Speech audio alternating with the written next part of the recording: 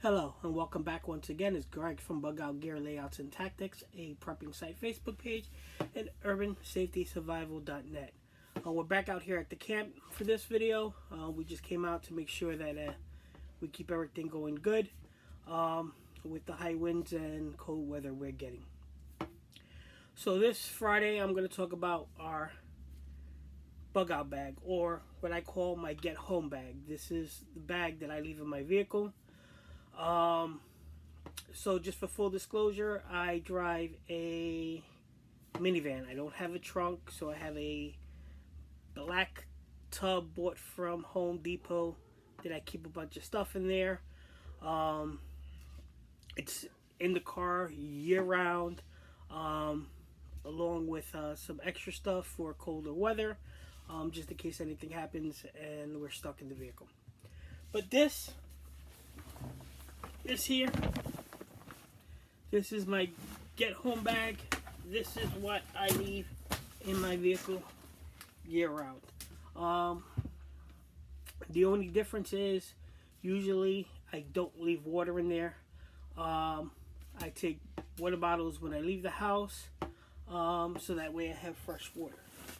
But the first thing we have here is a Shirel water bottle with filter.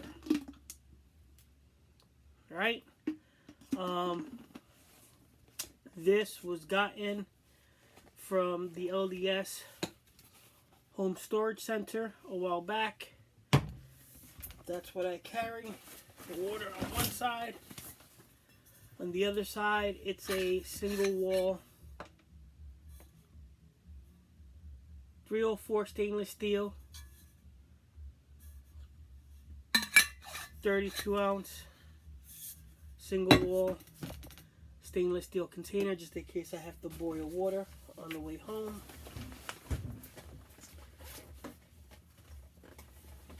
I have a headlamp, small little flashlight. Again, batteries for both. I do keep my batteries separate. I don't keep them in the devices unless I constantly use the device. So that way, if they explode, they do not ruin whatever electronics I have in them. On this side is a little pouch.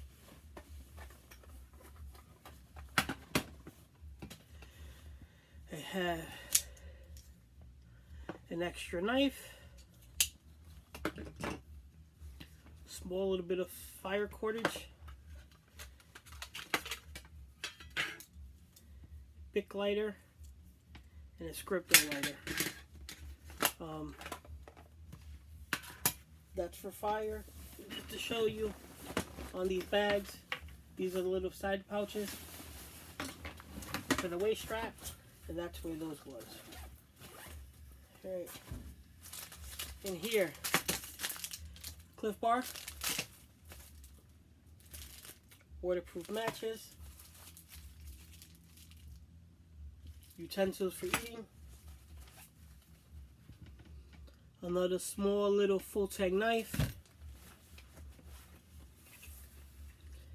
and an inexpensive compass, just in case I need to use a compass.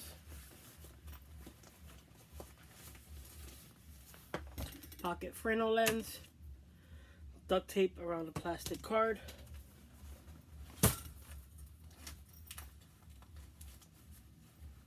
another big lighter. I don't know if you can see this very well. It's a magnesium block with a striker and ferro rod. Some Vaseline and cotton balls in a Ziploc bag. A small little emergency ferro rod just in case. Let me put that back so I don't lose it.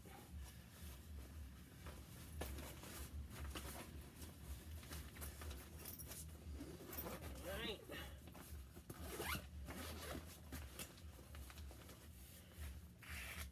Two 100% cotton bandanas. Wet ones.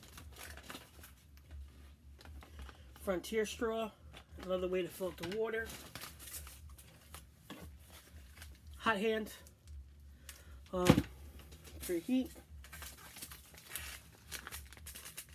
A small little sewing kit. It's needles and some thread. Vacuum sealed. So this is my first aid kit. Emergency survival blanket, some band-aids, cravats, gauze, latex gloves. Again, vacuum sealed just in case. Polyskin dressing. This is what we use to put over IVs when they go into the skin, that little needle. A couple of those. My cotton shamag.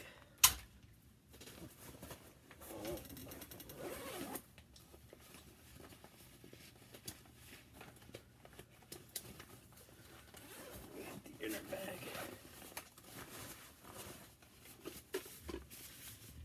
A plastic 1-quart canteen with a stainless steel cup to boil water. A military style poncho.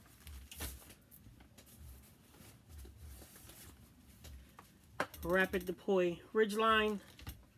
Number 36 bank line. Folding camp stove with the solid fuel.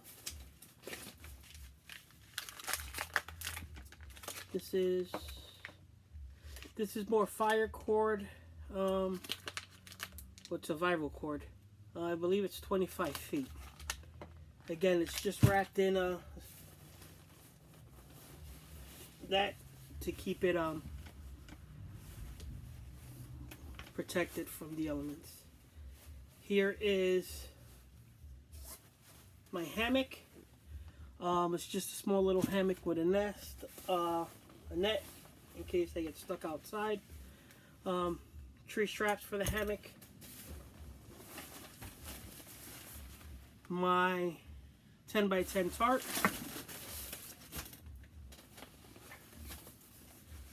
My military style wool-be poncho liner. I'm running into an issue. Most of the Army Naval or Army surplus or Army Navy surplus stores around me are starting not to sell surplus and just sell a bunch of Rothko made stuff. Get what I can get. One Mountain House meal. Another Mountain House meal.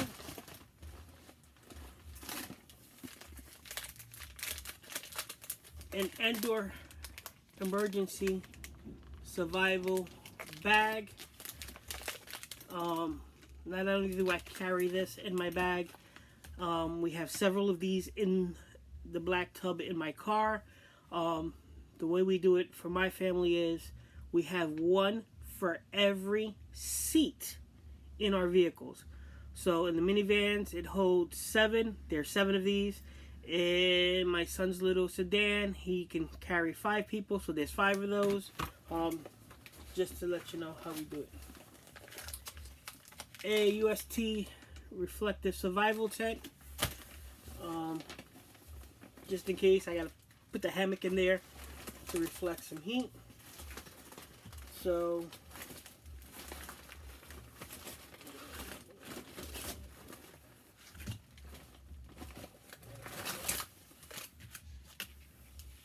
four pair of cotton socks in vacuum sealed bags.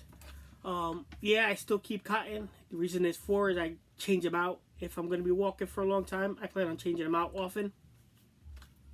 Usually I wear wool socks in the winter and nothing but wool socks.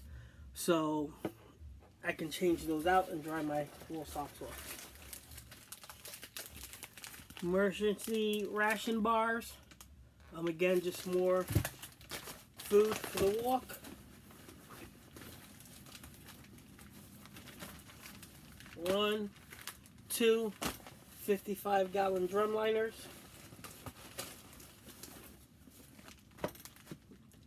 Another full tank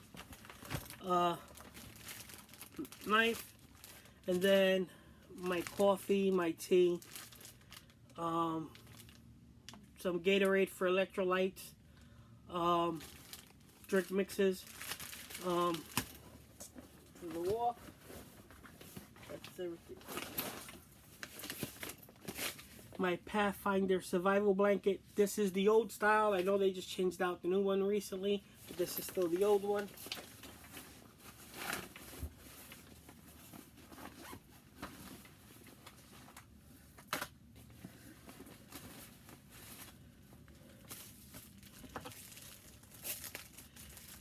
Two cheap Coughlin emergency ponchos, just in case. A whistle, and a plastic bag. That's pretty much it. Ponchos, these are good to use to collect rainwater. If it's raining, you can set it up, catch some rainwater for you to filter if you're not by a lake or anything, or a stream. And that's it. That's everything in my get home bag that I keep in my vehicle. This bag was made for the simple fact that at the one location, the way we calculated how I work, how I walk, it would have been a 6-hour walk home. So this is what I would need just to get me home if I had to walk from that one office location. Again, worst case scenario, enough food for 2 days, just in case I got stuck out overnight having to walk home. My new office location, it's about a 2-hour walk home. This is, again, the bag that I would use. This is the bag that stays in my vehicle. Now, here's the question I have for everybody else. If you pack a bag, do you actually get out there, use it, walk with it? So what I do is usually every Sunday I get out, I throw my bug out bag, which is a Molly 2 pack, packed with stuff I would use, stuff I would carry. The only difference that I have between that bag, the only thing I would switch out if we have to use it, is in the bottom of my Molly 2 pack, I have a regular sleeping bag stuffed in there just to keep the stuff up, because that's where the MSS sleep system would go. If we're going to use it to bug out, I would switch out that sleeping bag no matter what time of year and put in my MSS sleeping system. I do not keep my MSS sleeping system stuffed in the stuff sack. It's not good to keep it stuffed like that for long periods of time. So they are stretched out, laid open over a hanging bar. I can grab them, stuff them in the stack, and go. That's the bag I usually typically hike with every Sunday. It's a lot heavier than this one. I do 5-mile hikes. It takes me approximately an hour and 20 minutes to an hour and a half to do 5 miles. I know that seems like a lot. Military people will probably say, what? 10 to 15 minute miles. Sorry, I'm a little older, a little fat around the waist, not in the greatest shape of my life like I was back in the days when I could do 5-minute miles in an hour or less. Again, I train with the heavier bag because one, if I do have to bug out on foot, that's the bag I'm going to be carrying. I want to make sure I can carry the weight. This bag, when I use this bag to go out, I can pretty much do it in about an hour, those same 5 miles. I do not stay on flat surfaces. I go into hiking trails, various terrains. We're up and down slopes, crossing streams, because again, it's not like I'm going to get out there and just walk a straight flat path home. So I want to be prepared and trained for everything. Everybody says, yeah, I got this bag, I have this. How much does it weigh? Can you carry it, right? Because honestly, I don't know how much this bag weighs. But I know I can carry it. I know it doesn't hurt my back. It doesn't weigh me down. The bug out bag, it's a little bit heavier because I can feel the weight, but the way I walk it, it's not really that bad. Again, this is just to get me home something I keep in the car. As you can see, it is an Ozark trail bag. It works good. I have no problem with it. Again, this compared to the Molly 2 Ruck, this one doesn't stick out. Grayman Theory. I made a video on how I feel about that. I carry this one. The other office, we'll call it office number 1. I marked out 3 different ways to get home. Use PVC piping and put cachets along 3 routes. Just in case I lost anything, I had stuff to make sure I got home. This new office is pretty much a straight walk home. It's one direction, north. That's it. So it pretty much brings me right to my house. So I'm not really too worried about that. Like I said, that's a lot less walking for me. So that's my take.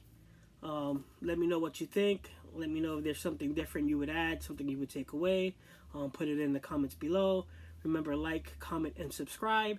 If you're joining the Facebook page, please answer all the questions. If not, you're going to sit waiting in queue.